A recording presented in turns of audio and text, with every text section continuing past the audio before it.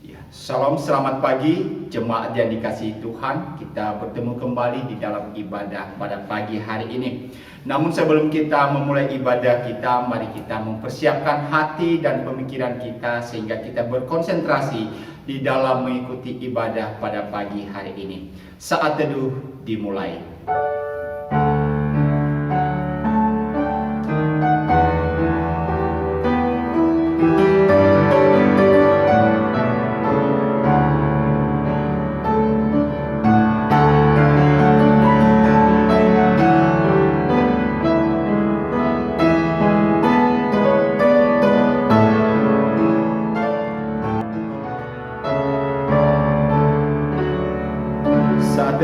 Selesai. Marilah kita memuliakan Tuhan yang telah menyatakan kasih-Nya di dalam hidup kita. 1 minggu lamanya Tuhan telah memelihara kita, dan pada pagi hari ini kita diberikan kesempatan untuk datang kembali kepada Dia dalam ibadah kita. Mari kita nyanyikan pujian Hymnos nomor 29 bait pertama dan ketiga.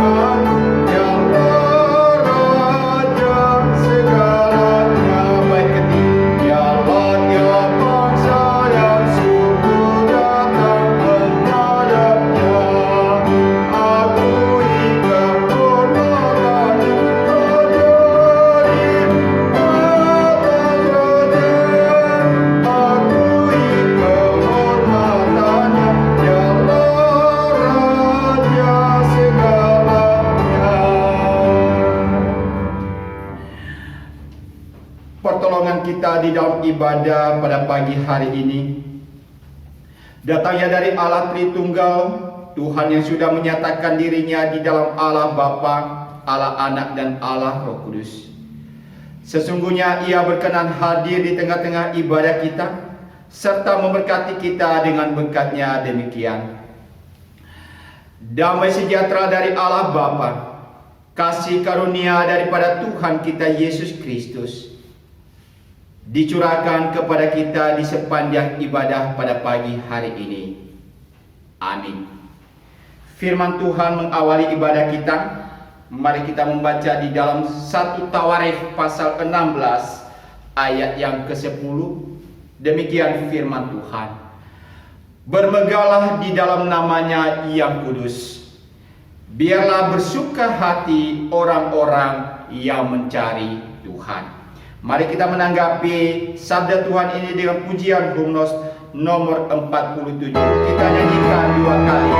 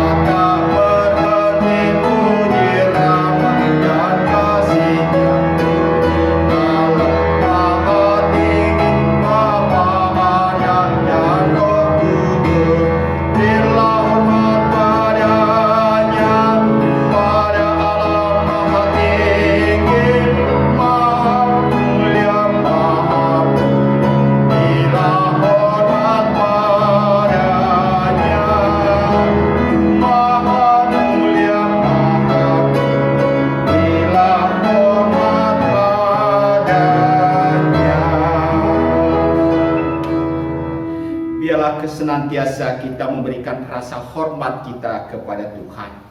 Namun Bapak Ibu dan Saudara, di dalam firman Tuhan sebagai ayat teguran kepada kita pada pagi hari ini diambil dari Roma pasal 11 ayat yang ke-18. Demikian firman Tuhan. Janganlah kamu bermegah terhadap cabang-cabang itu.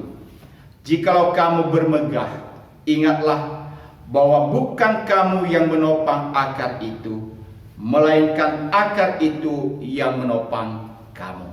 Saudara-saudara yang dikasihi Tuhan, di dalam ayat firman Tuhan, baik di dalam sabda pembukaan yang mengingatkan kita untuk senantiasa bermegah di dalam Tuhan. Namun kenyataan mungkin kita dalam perjalanan hidup kita justru kita bangga atas diri kita sendiri. Maka itu adalah sesuatu hal yang tidak berkenan kepada Tuhan, sebagaimana tadi dikatakan di dalam Roma 11. Kita tidak boleh bangga atas cabang-cabang itu, tetapi bangga oleh karena akar yang menopang daripada cabang-cabang itu. Siapakah dia? Yesus. Maka mari kita datang kepada Tuhan memohon pengampunan atas apa yang telah kita perbuat dalam hidup kita. Mari kita berdoa. Bapa di dalam sorga, kami mengucap syukur kepadamu karena selama 1 minggu lamanya Tuhan telah menyertai dan memelihara kami. Kami bersyukur karena topangan daripada Tuhan, sehingga kami boleh melewati hari demi hari dalam kehidupan kami. Dan kami bersyukur untuk semua itu ya Tuhan, di mana Engkau boleh mengingatkan kami bahwa itu semata-mata hanya karena anugerah-Mu dalam hidup kami. Dan biarlah kami boleh bermegah dalam hal ini karena Tuhan yang melakukan itu dalam hidup kami.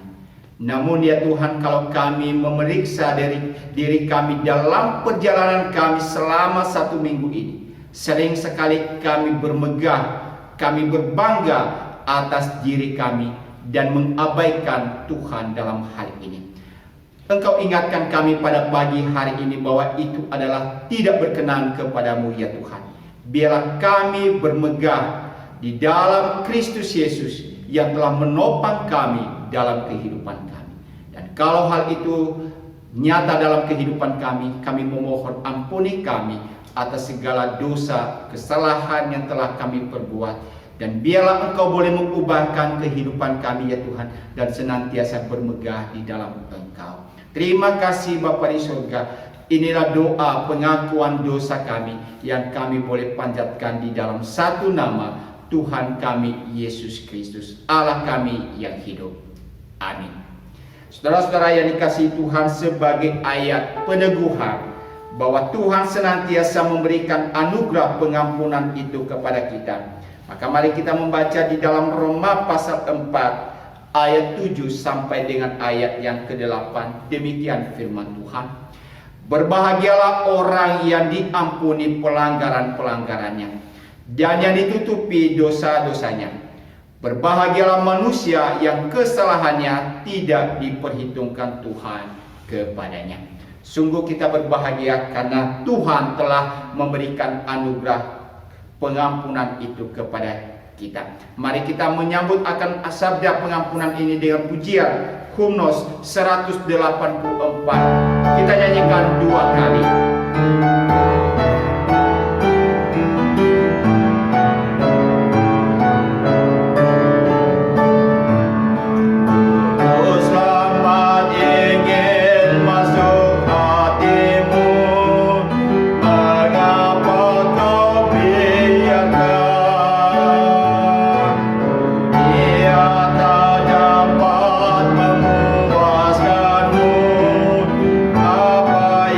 Kau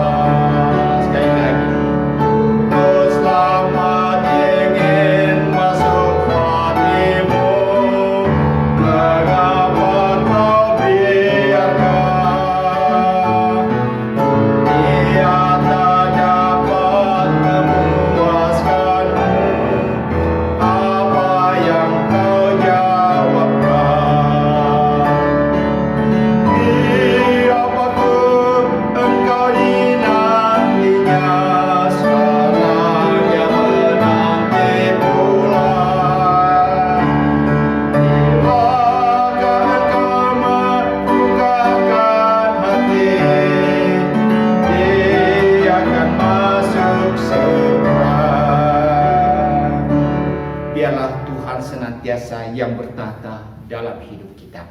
Saat ini mari kita mendengarkan firman Tuhan. Sebelumnya kita masuk di dalam doa. Ya Tuhan, biarlah Engkau senantiasa boleh bertahta dalam hidup kami. Dan kami mau membuka hati dan pemikiran kami ya Tuhan, dengan kebenaran firman-Mu yang boleh menolong, menopang, dan membimbing kehidupan kami. Sehingga di dalam perjalanan kami dalam hidup ini, kami senantiasa dituntun dan dipimpin oleh Tuhan. Pimpin kami di dalam perenungan firman-Mu pada pagi hari ini. Sehingga firman Tuhan yang kami dengarkan tidak berlalu begitu saja. Tetapi firman Tuhan yang kami dengarkan boleh berakar di dalam hati kami, boleh tumbuh dan menghasilkan buah. Berkati hamba-Mu yang menyampaikan firman-Mu. Engkau perlengkapi dengan kuasa-Mu, sehingga hamba-Mu bisa dan mampu menyampaikan firman-Mu seturut dengan kehendak-Mu saja. Berkati setiap jemaat-Mu yang pada pagi hari ini mendengarkan firman-Mu, dimanapun saat ini Tuhan. Siapkan hati dan pemikiran kami semua, sehingga kami benar-benar boleh berkonsentrasi di dalam mendengarkan firman-Mu. Segala hal yang mengganggu kami di dalam Kristus Yesus dan dengan kuasa daripada Roh Kudus kami usir keluar. Biarlah kuasa-Mu sendiri yang boleh bertahta di dalam hati kami dan di tempat yang kami tempati saat ini. Terima kasih, berfirman-Lah kepada kami Tuhan, karena kami siap untuk mendengarkannya. Di dalam Kristus Yesus Allah kami yang hidup, kami berdoa, dan yang telah mengajarkan kami berdoa demikian. Bapa kami yang di surga, dikuduskanlah kiranya nama-Mu, datanglah kerajaan-Mu, jadilah kehendak-Mu di bumi seperti di surga. Berilah pada hari ini makanan kami yang secukupnya, dan ampunilah kami atas segala kesalahan kami, seperti kami juga mengampuni orang yang bersalah kepada kami. Dan janganlah membawa kami ke dalam pencobaan, tetapi lepaskanlah kami daripada yang jahat. Karena Engkaulah yang mempunyai kerajaan dan kuasa dan kemuliaan sampai selama-lamanya. Amin. Mari kita sebagai umat Tuhan senantiasa mengikrarkan pengakuan iman percaya kita dengan berkata demikian. Aku percaya kepada Allah Bapa yang Maha Kuasa, Khalik langit dan bumi, dan kepada Yesus Kristus Anaknya yang tunggal Tuhan kita, yang dikandung daripada Roh Kudus, lahir dari anak darah Maria, yang menderita sengsara di bawah pemerintahan Pontius Pilatus, disalibkan, mati dan dikuburkan, turun ke dalam kerajaan maut. Pada hari yang ketiga, bangkit pula dari antara orang mati, naik ke surga, duduk di sebelah kanan Allah Bapa yang Maha Kuasa. Dan dari sana Ia akan datang untuk menghakimi orang yang hidup dan yang mati. Aku percaya kepada Roh Kudus, gereja yang kudus dan am, persekutuan orang kudus, pengampunan dosa, kebangkitan orang mati, dan hidup yang kekal. Amin. Mari Bapak, Ibu, dan Saudara dan sidang jemaat Tuhan, kita merenungkan firman Tuhan dari kitab 2 Korintus pasal 1 ayat 12 sampai dengan ayat yang ke-14. Ini adalah lanjutan dari pembahasan kita di dalam kitab Korintus. 2 Korintus pasal 1 ayat 12 sampai dengan ayat yang ke-14. Saya baca kepada kita firman Tuhan. Inilah yang kami megahkan, yaitu bahwa suara hati kami memberi kesaksian kepada kami bahwa hidup kami di dunia ini, khususnya dalam hubungan kami dengan kamu, dikuasai oleh ketulusan dan kemurnian dari Allah, bukan oleh hikmat duniawi, tetapi oleh kekuatan kasih karunia Allah. Sebab kami hanya menuliskan kepada kamu apa yang dapat kamu baca dan pahamkan. Dan aku harap mudah-mudahan kamu akan memahami sepenuhnya, seperti yang telah kamu pahamkan sebagiannya dari kami, yaitu bahwa pada hari Tuhan Yesus kamu akan bermegah atas kami, seperti kami juga akan bermegah atas kamu. Demikian firman Tuhan yang menjadi tema kita pada pagi hari ini, Bapak, Ibu, dan Saudara, adalah kemegahan di dalam Tuhan, atau bermegah di dalam Tuhan. Saudara-saudara yang dikasihi oleh Tuhan, di dalam relasi kita sebagai umat manusia, maka ada beberapa sifat daripada sebuah relasi itu. Ada yang namanya relasi yang sifatnya mutualisme. Apa relasi yang sifatnya mutualisme itu, Bapak, Ibu, dan Saudara? Relasi yang sifatnya mutualisme adalah relasi yang satu dengan yang lain saling menguntungkan. Saya dengan teman saling menguntungkan satu dengan yang lain. Itu adalah sebuah relasi yang sifatnya mutualisme. Lalu ada juga relasi yang sifatnya parasitisme. Relasi yang sifatnya parasitisme adalah relasi yang menguntungkan satu pihak dan merugikan pihak yang lain. Dan itu bisa terjadi di dalam kehidupan di mana saja. Dalam relasi hubungan satu dengan yang lain, itu juga bisa terjadi. Lalu ada relasi yang dinamakan relasi komensalisme. Apa itu juga relasi komensalisme, Bapak, Ibu, dan Saudara? Relasi komensalisme adalah relasi di mana yang satu untung tetapi yang lain tidak dirugikan. Lalu apa yang menjadi komitmen kita di dalam relasi kita satu dengan yang lain? Tentu kita ingin, Bapak, Ibu, dan Saudara, di dalam relasi kita tidak bersifat parasitisme, tapi kita mungkin mau bersifat mutualisme yang saling menguntungkan satu dengan yang lain, atau paling tidak komensalisme, satu bisa diuntungkan, satunya tidak dirugikan. Saudara-saudara yang dikasihi oleh Tuhan, kalau kita perhatikan di dalam ayat firman Tuhan yang menjadi kemegahan di dalam Rasul Paulus menyampaikan apa yang menjadi pesannya kepada jemaat yang di Korintus pada waktu itu dan kepada kita pada hari ini bicara tentang relasi juga yang akhirnya nanti bisa menimbulkan kemegahan di dalam Tuhan.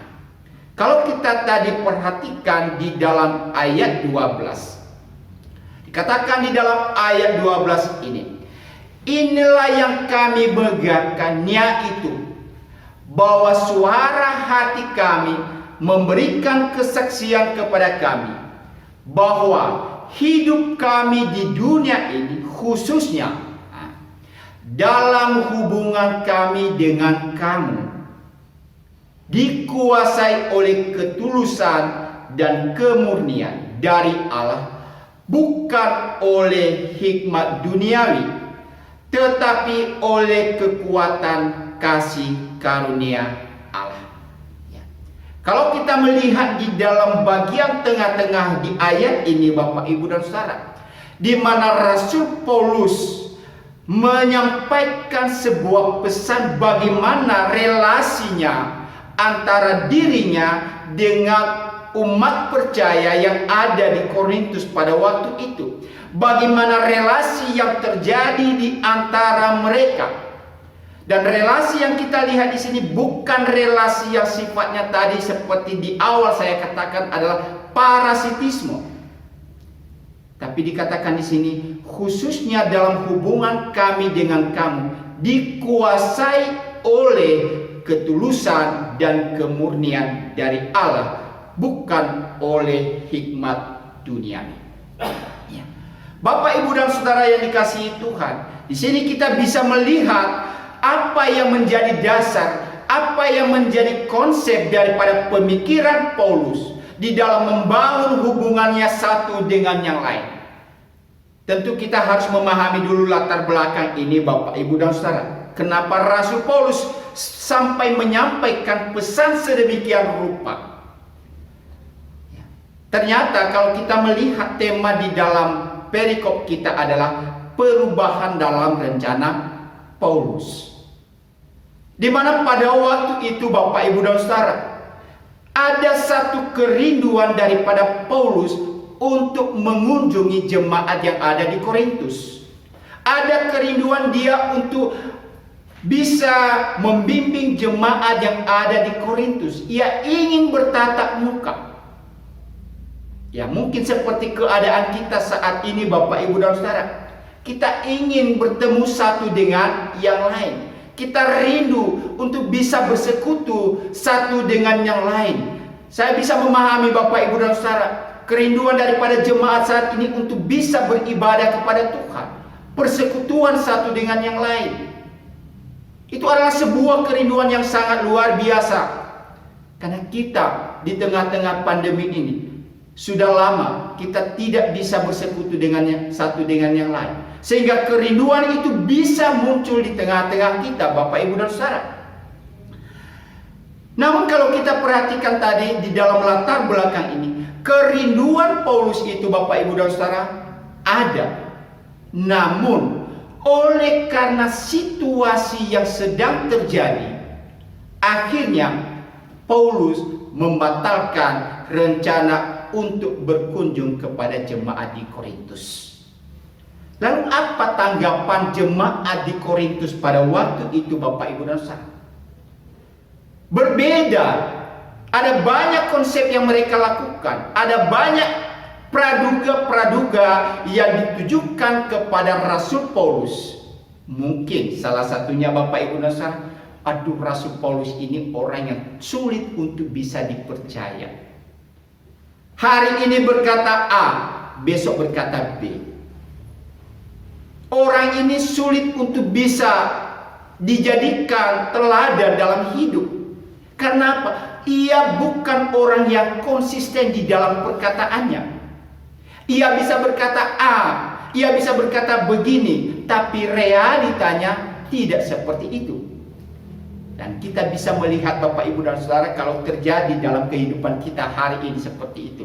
Kalau ada orang yang berjanji kepada kita, namun janjinya tidak ditepati, maka mungkin kita bisa menilai orang itu adalah orang yang tidak konsisten. Orang itu adalah orang yang bisa memberikan kita pengharapan-pengharapan, tapi pengharapan yang palsu. Orang itu adalah orang yang mungkin bisa kita banggakan, tetapi oleh karena satu persoalan kehingga dia membatalkan apa yang menjadi rencananya, lalu kita berkata, waduh, orang ini sulit untuk bisa dipercaya. Saudara-saudara, di dalam bagian ini Rasul Paulus menyampaikan apa yang menjadi pesan. Mengapa ia tidak jadi datang ke jemaat yang ada di Korintus? Mengapa ia tidak bisa hadir di tengah-tengah mereka? Bukan karena Paulus tidak konsisten dengan apa yang ia pernah katakan. Tapi kalau kita pernah membaca di Kisah Para Rasul, Bapak, Ibu, dan Saudara, memang kita juga sedang belajar mendalami Kitab Para Rasul melalui khotbah-khotbah yang disampaikan. Ya. Di mana di situ pada waktu itu Allah tidak mengizinkan mereka untuk pergi. Itulah sebabnya Paulus mengubah rencananya. Namun saudara-saudara yang dikasihi oleh Tuhan, kalau kita perhatikan di dalam bagian ini, Paulus menyampaikan pesan ini bukan karena, sekali lagi, bukan karena keinginannya. Ya, makanya di ayat 12 bagian selanjutnya tadi dikatakan, khususnya dalam hubungan kami dengan kamu dikuasai oleh ketulusan dan kemurnian dari Allah, bukan oleh hikmat duniawi. Saudara-saudara yang dikasihi Tuhan, disinilah Rasul Paulus ingin menyampaikan pesan kepada umat Tuhan bahwa di dalam segala tindakan apa yang kita perbuat, apa yang kita lakukan, apa yang kita kerjakan, apa yang kita lakukan dalam segala aktivitas-aktivitas yang kita lakukan sehari-hari, maka pesan yang salah satu yang dikatakan oleh Paulus di sini, jangan kita bertindak menurut hikmat duniawi. Apa yang membedakannya Bapak, Ibu, dan Saudara? Di mana nanti Paulus juga mengingatkan bahwa yang dilakukan ini bukan karena hikmat duniawi, tetapi karena kasih karunia Allah. Kalau secara hikmat duniawi Bapak, Ibu, dan Saudara, mungkin ini sangat menguntungkan bagi diri Paulus untuk datang kepada jemaat yang ada di Korintus. Kenapa? Pada waktu itu ia sangat membutuhkan dukungan pelayanan. Pada waktu itu ia sangat membutuhkan yang namanya bagaimana ia bisa melakukan tugas pelayanannya dengan lebih baik lagi. Dan dukungan itu ia sangat butuhkan. Tapi kalau itu berdasarkan apa yang menjadi hikmat duniawi Bapak, Ibu, dan Saudara, tadi saya katakan, ia bisa saja melakukan itu kemudian datang kepada jemaat Korintus, menyampaikan segala keluh kesahnya, menyampaikan segala tujuannya, sehingga apa? Mereka bisa mendukung dia di dalam tugas pelayanannya, sehingga apa yang menjadi kerinduannya bisa tercapai. Namun sekali lagi dikatakan di sini, ketika ia membatalkan itu Bapak, Ibu, dan Saudara, ia berkata bukan hikmat duniawi yang ia nyatakan, tetapi berdasarkan kasih karunia Allah. Bahkan lebih lanjut dikatakan tadi, ia melakukan itu penuh dengan ketulusan dan penuh dengan ketulusan dan kemurnian dari Allah. Ia melakukan itu dengan penuh ketulusan dan kemurnian dari Allah. Saudara-saudara yang dikasihi Tuhan, disinilah Paulus mau bertindak di dalam kehidupannya. Bagaimana ia melihat segala sesuatu dalam hidupnya untuk membangun hubungan satu dengan yang lain, dalam relasi antara satu dengan yang lain, dalam membangun bagaimana tugas-tugas yang telah Tuhan percayakan kepadanya, sehingga semua bisa berjalan dengan baik, namun didasari semua itu di dalam ketulusan dan kemurnian hati, bukan di dalam kepalsuan, bukan di dalam ketidakjujuran, bukan di dalam maksud tersembunyi. Saudara-saudara yang dikasihi Tuhan, akhir-akhir ini kita sedang diperhadapkan dengan demo di negara kita, khususnya demo tentang Undang-Undang Cipta Kerja. Syukur sekali bahwa demo ini tidak menjadi masalah yang besar karena antisipasi yang luar biasa, sehingga kita hari ini bisa tetap tenang, walaupun beberapa waktu yang lalu di dalam Zoom meeting di BMGK Bapak, Ibu, dan Saudara, potensi-potensi untuk terjadi kerusuhan itu terjadi.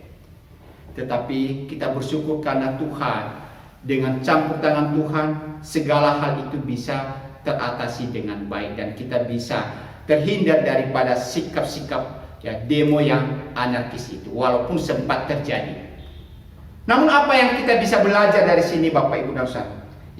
Beberapa hari yang lalu saya sempat melihat YouTube tentang orang-orang yang diwawancarai tentang demo ini, yang melakukan demo ini. Persoalannya Bapak, Ibu, dan Saudara apa? Mereka mau demo tapi tidak mengerti apa yang disuarakan. Mereka mau demo tapi tidak paham apa yang mereka sampaikan. Mungkin saja Undang-Undang Cipta Kerja itu belum mereka baca, dan itu kenyataan. Tapi mereka begitu antusias, mereka begitu melakukan itu. Ternyata ketika ditelusuri Bapak, Ibu, dan Saudara, ada iming-iming di balik semua itu yang bisa menguntungkan diri mereka. Namun sayangnya, ya, beberapa orang yang sudah ditangkap itu, Bapak Ibu dan Saudara, bukan keuntungan yang mereka dapatkan, tetapi apa? Kerugian, ya. Justru merugikan diri mereka sendiri. Kenapa itu terjadi? Karena mereka melakukan itu berdasarkan hikmat duniawi, untuk mencari apa yang menjadi keinginan mereka, apa yang menjadi kebanggaan mereka, apa yang menjadi hasrat hidup mereka. Dan sekali lagi ini selalu berpusat di dalam diri mereka sendiri. Itulah hikmat duniawi. Itulah yang Paulus nyatakan, bahwa ketika orang bertindak dalam hidupnya, baik di dalam membangun relasi satu dengan yang lain, kalau kita itu membangun itu berdasarkan hikmat duniawi, maka senantiasa itu selalu berpusat kepada diri kita sendiri. Apa yang menguntungkan kita, apa yang membanggakan bagi kita, apa yang menyenangkan diri kita, apa yang menjadi kebanggaan diri kita, sehingga pada akhirnya kita menjadi objek pujian daripada manusia, bukan Tuhan lagi. Saudara-saudara yang dikasihi Tuhan, di dalam bagian ini Paulus ingatkan kita, dalam segala hal jangan kita menggunakan hikmat duniawi, tetapi ya, di dalam bagian relasi tadi dikatakan semua oleh karena kasih karunia daripada Tuhan. Apa maksudnya Bapak, Ibu dan Saudara? Paulus memahami ketika ia melakukan tugas pelayanan itu ada banyak tantangan yang dihadapinya. Ada kesalahan pengertian bisa terjadi.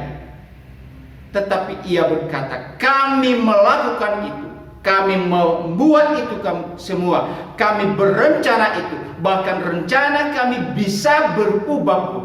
Itu bukan semata-mata karena kerinduan kami, tetapi semua karena anugerah Tuhan, karena kasih karunia Tuhan. Ya, kalau kita membaca lagi Bapak, Ibu dan Saudara di dalam Kisah Para Rasul, ternyata maksud Allah sehingga Paulus tidak jadi pergi pada waktu itu, karena Tuhan menginginkan Paulus mengabarkan Injil di daerah-daerah yang lain. Artinya apa Bapak, Ibu dan Saudara? Bisa saja di dalam kehidupan kita ada keinginan kita, ada kerinduan kita secara manusia. Mungkin dalam pandangan kita itu adalah baik bagi kita. Tapi sewaktu-waktu apa yang menjadi rencana kita tiba-tiba tidak terjadi, atau batal, atau oleh karena sesuatu sehingga kemudian tidak menjadi kenyataan Bapak, Ibu dan Saudara. Firman Tuhan ingatkan kita, jangan kita lekas-lekas berputus asa. Kita harus tahu, di balik semua peristiwa-peristiwa itu, pasti Tuhan punya tujuan yang lebih baik. Amin. Ada maksud Tuhan di balik semua itu. Tadi saya sampaikan Bapak Ibu, mungkin saja Paulus pada waktu itu bisa saja kecewa, bisa. Tapi ia tahu ada maksud Tuhan di balik semua itu. Itulah sebabnya ia berkata, itu terjadi oleh karena kekuatan kasih karunia Allah. Bukan semata-mata hikmat duniawi, tetapi kasih karunia Allah dalam hidupnya. Yang kedua Bapak, Ibu dan Saudara, apa yang kita perhatikan di dalam bagian ini? Di dalam relasi satu dengan yang lain, sehingga hal itu menjadi kemegahan di dalam Tuhan. Di dalam ayat 12 dikatakan tadi, inilah yang kami megahkannya itu, bahwa suara hati kami memberikan kesaksian kepada kami, bahwa hidup kami di dunia ini, khususnya dalam hubungan kami dengan kamu, dikuasai oleh ketulusan. Saudara-saudara yang dikasihi Tuhan, apa yang saya tekankan di dalam bagian ini bicara tentang suara hati nurani. Di dalam bagian ini Paulus bisa menyaksikan tentang suara hati nuraninya yang benar. Suara hati nurani yang Tuhan berikan kepada kita Bapak, Ibu dan Saudara sering sekali bisa mengendalikan kehidupan kita.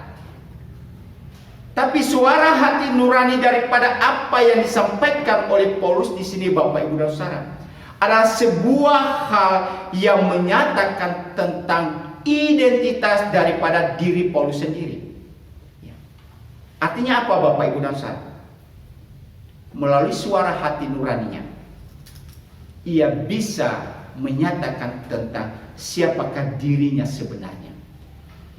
Kita bisa membohongi orang lain, kita bisa berkamuflase dengan orang-orang yang ada di sekitar kita, tapi kita tidak bisa membohongi suara hati nurani kita. Kita tidak bisa membohongi diri kita Bapak, Ibu dan Saudara.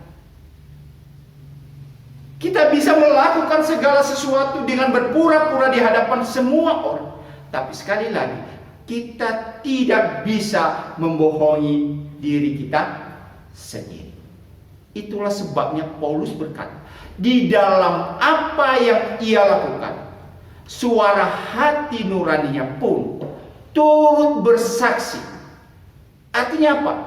Apa yang ada di dalam hatinya juga menyaksikan tentang apa yang ia berbuat. Dan ini kita bisa melihat nanti di dalam tindakannya Bapak, Ibu dan Saudara, bahwa Paulus berani bertaruh kepada setiap orang yang sedang menuding dia atau menuduh dia dengan berbagai macam hal. Lalu dia berkata, perhatikan apa yang dikatakan oleh jemaat di Korintus tentang hidupku.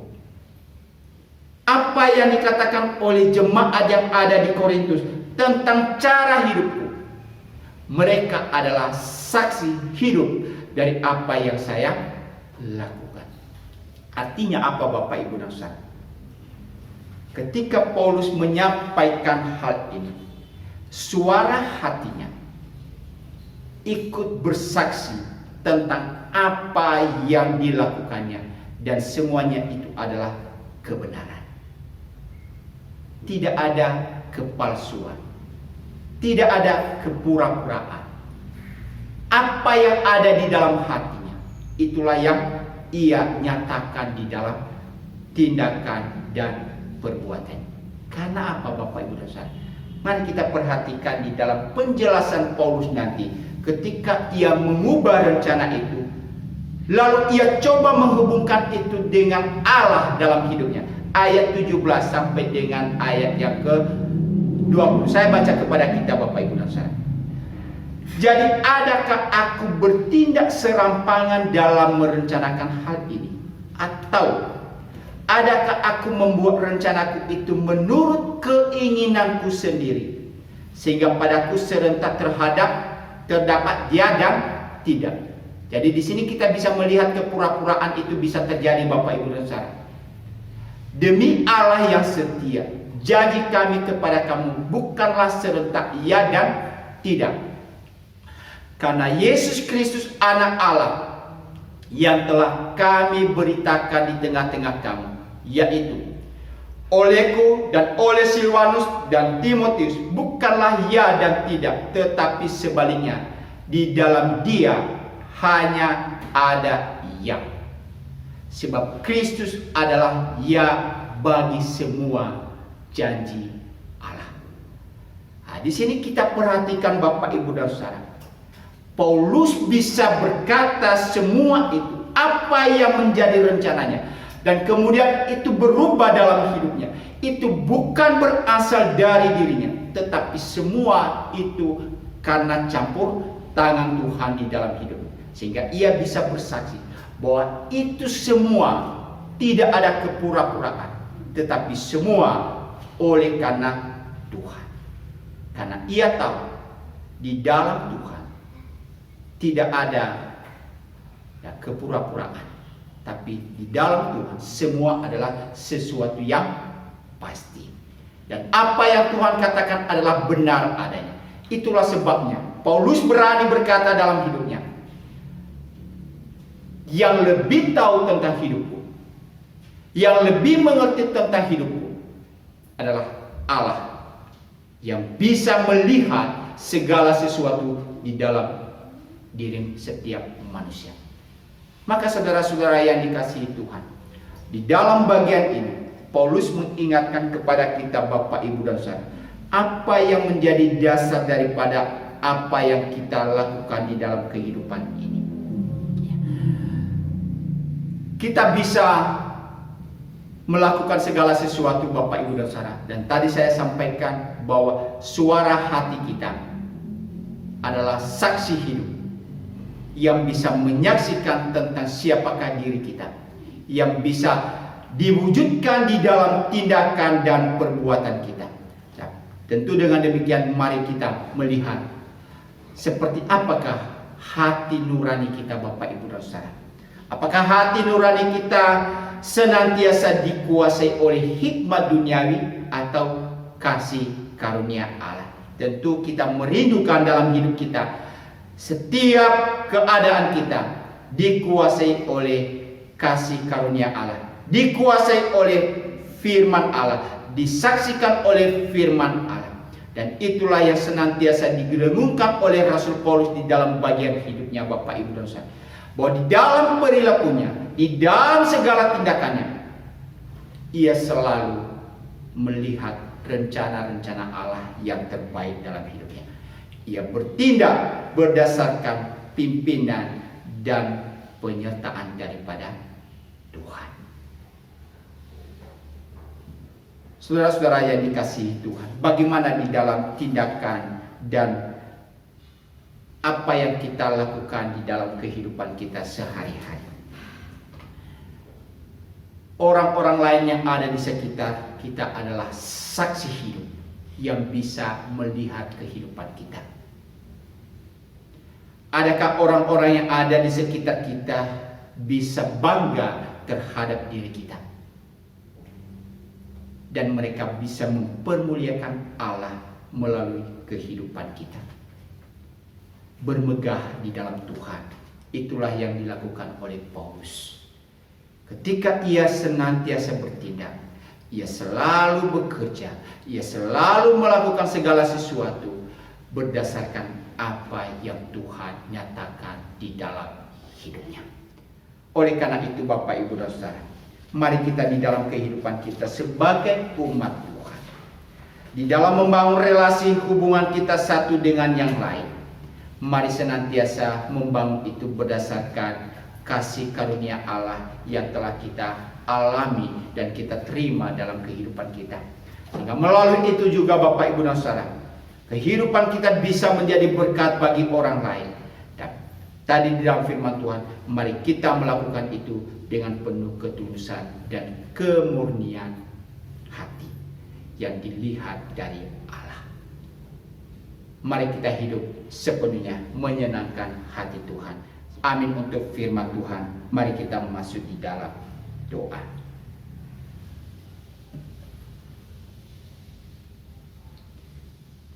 Mari kita menyambut kebenaran firman Tuhan dengan pujian 283, bait pertama dan ketiga.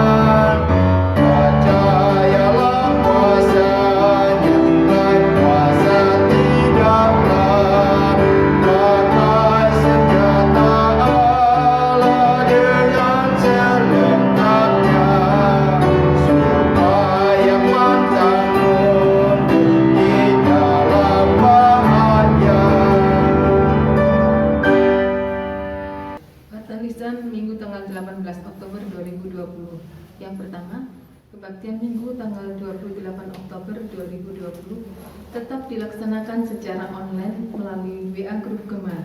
Diharap jemaat tetap setia mengikuti ibadah secara online. Yang kedua, Bible Study hari Selasa pada tanggal 20 Oktober pada pukul 17.00 atau jam 5 sore, dan persekutuan doa hari Kamis tanggal 22 Oktober pada pukul 17.30 juga tetap dilaksanakan secara online. Pokok-pokok doa akan dikirim melalui WA Grup Gemar. Yang ketiga, lumbung kasih. Lumbung kasih gereja masih tetap terbuka bagi jemaat yang berbagi berkat, bisa berupa uang, barang, kebutuhan pokok, dan lain-lain untuk disalurkan kepada yang sangat membutuhkan. Tidak lupa kami juga mengucapkan terima kasih kepada Bapak Ibu Saudara yang telah berbagi berkat. Kiranya Tuhan Yesus memberkati. Yang keempat, jemaat yang ingin menyampaikan persembahan atau perpuluhan dan juga persembahan misi dapat ditransfer melalui rekening gereja BCA 0111969654 atas nama Junior TV atau Gardines Mari, atau dimasukkan di dalam amplop dan bisa diserahkan ke gereja. Yang kelima, mohon jemaat terus bantu di dalam doa agar penyebaran COVID-19 ini terus menurun, agar kita dapat segera melaksanakan ibadah secara tatap muka. Sekian warta lisan, Tuhan Yesus memberkati. Kita masuk di dalam doa syafaat. Mari kita berdoa. Bapa di dalam surga, kami bersyukur karena pada pagi hari ini kami boleh beribadah kepadamu. Dan biarlah semuanya itu ya Tuhan kami lakukan dengan penuh ketulusan kami dan memuliakan namamu ya Tuhan. Bapa, kami berdoa pada saat ini untuk gerejamu, Gereja Elios Malang, di dalam kami melaksanakan ibadah kami dalam masa-masa ini. Ya Tuhan, biarlah Engkau sendiri yang boleh menolong kami, khususnya di dalam rencana-rencana untuk ibadah secara offline. Biarlah semuanya Engkau sendiri yang boleh menuntun kami ya Tuhan pada waktunya, sehingga kami semua jemaat kembali boleh bersekutu bersama-sama, bisa menikmati indahnya persekutuan di dalam Engkau ya Tuhan. Oleh karena itu, berikan kami hikmat bijaksana ya Tuhan, sehingga kami bisa memutuskan kapan kami harus melaksanakan ibadah kami secara offline. Dan kalaupun masih kami bisa melaksanakan ibadah secara online, biarlah kami boleh melakukannya itu ya Tuhan, seturut dengan kehendak-Mu saja. Kami berdoa pada saat ini untuk seluruh sidang jemaat-Mu, mulai dari anak-anak sekolah minggu, pemuda remaja, jemaat dewasa yang sudah lanjut usia. Kami serahkan hidup mereka di dalam tangan-Mu ya Tuhan. Biarlah Engkau sendiri yang boleh memberkati, memelihara mereka. Kami bersyukur oleh karena anugerah Tuhan yang senantiasa boleh menyertai mereka saat ini. Kami juga berdoa untuk rencana-rencana acara rohani gereja yang kami laksanakan di dalam minggu-minggu ini, baik itu melalui Bible Study, melalui renungan-renungan yang di-share-kan melalui grup setiap hari Rabu dan hari Jumat, dan juga persekutuan doa ya Tuhan. Kami tetap serahkan di dalam tangan pimpinan.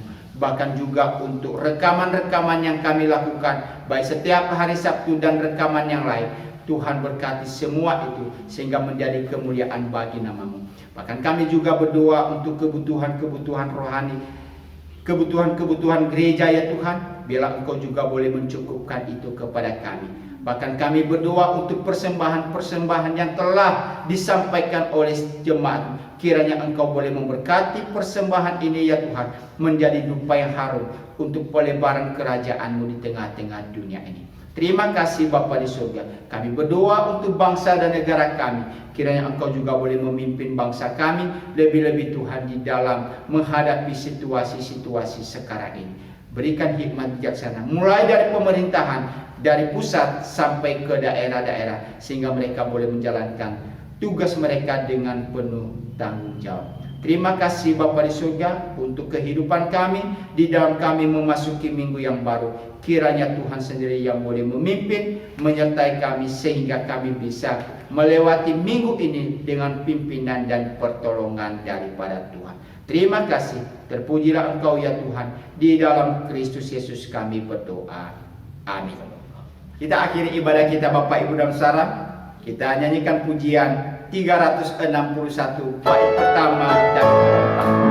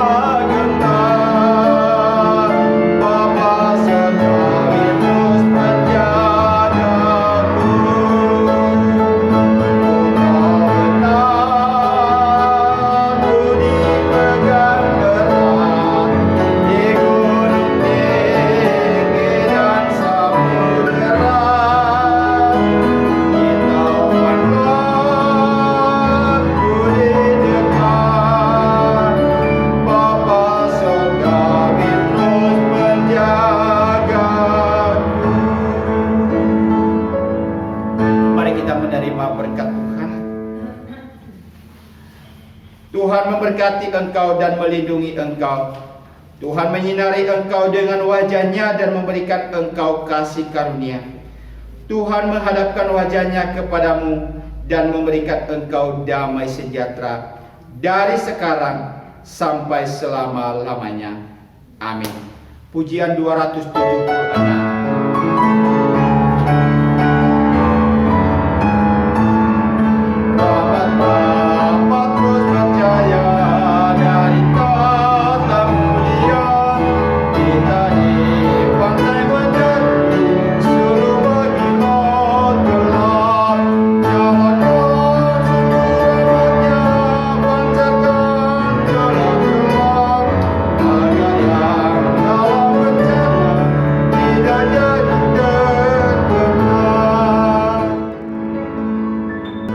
Ibadah kita telah selesai, silakan bersaat.